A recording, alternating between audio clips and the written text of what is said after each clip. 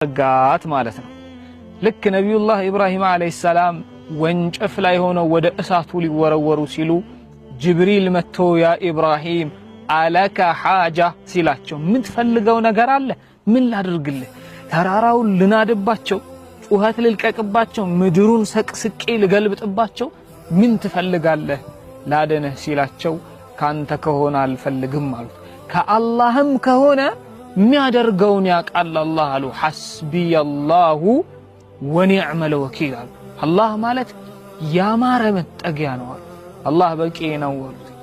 ታዲያ ጀሊሉስ ይህን ተወኩላቸውን አይቶ ዝም አላቸው እንዴ? ቁልና ያ ናሩ ኩኒ በርደን ወሰላመን አላ ኢብራሂም። ችግሮቻችንን ወደ አላህ ስናስጠጋ፣ አማራጮች እያሉን ወደ አላህ ስናስጠጋ አላህ እሳቱን ወደ